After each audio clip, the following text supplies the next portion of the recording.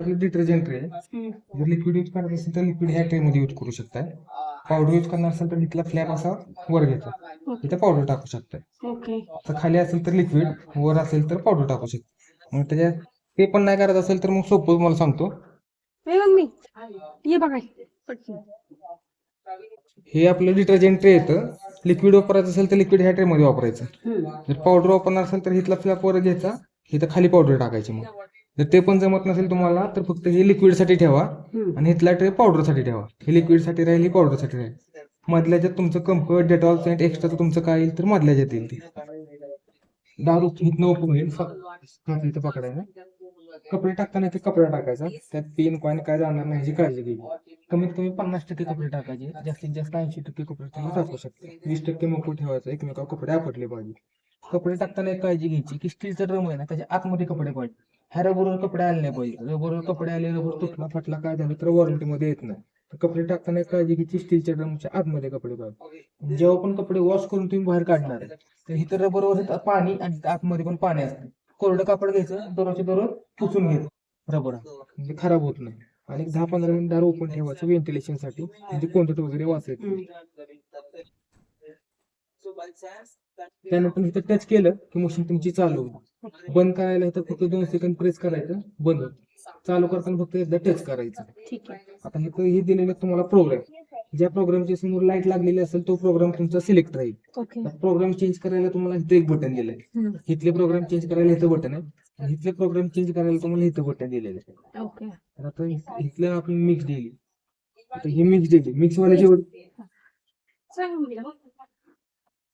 हे mix daily, mix वाले जेवढे पण तुमचे कपडे असतील ना तर तुम्ही मिक्स डेली मध्ये वॉश करू शकता. प्रोग्राम खाली गेला, इथे बटन दिले बघा.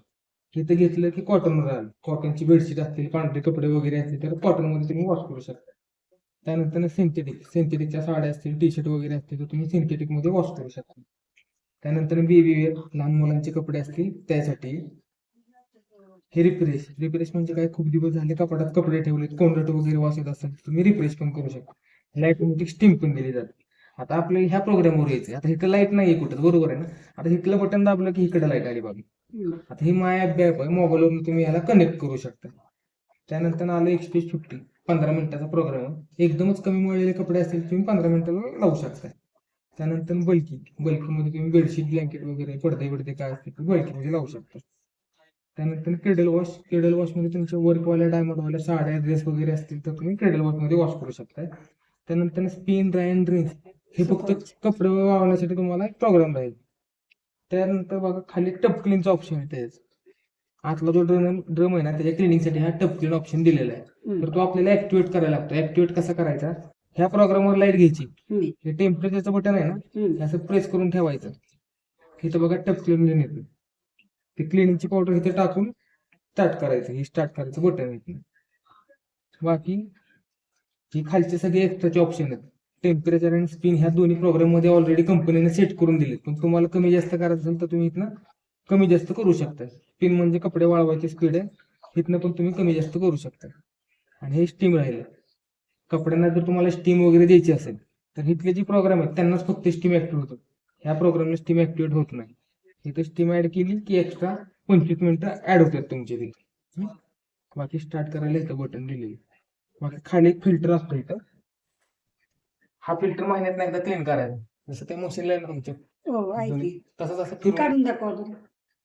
पाणी येईल थोडं इथं, येईल ना. आता आलं लक्षात, त्याच्यासारखंच आहे. हा, हे फक्त फिरून काढायचं. फिरून काढलं की ते क्लीन करायचं, महिन्याला एकदा ते क्लीन करायचं. आता हे कसं आहे, जेव्हा लाईट जाईल तेव्हा दोर ओपन होत नाही, जेव्हा लाईट येईल तेव्हाच होईल. पण इमर्जन्सी मध्ये तुम्हाला कपडे काढायचे असतील, इथनं सगळं पाणी सोडून द्यायचं. सोडून दिल्यानंतर हा छोटासा लिव्हर दिसतो तुम्हाला, हे असं खाली फक्त ओढून सोडून द्यायचं, मग तुमचं दार ओपन होईल. इमर्जन्सी डोर लॉक तुम्हाला तिथं दिलेलं. अजून तुम्हाला काही माहिती पाहिजे असेल तर विचार. नाही ना, हे आता बघा आपण प्रोग्राम लावला, स्टार्ट करायला बरं, इथनं मशीन तुमची स्टार्ट होते. म्हणजे प्रत्येकाला हे बटन चालू केलं की हे बटन दाबायचं. सगळ्यात लास्टला ते बटन दाबायचं.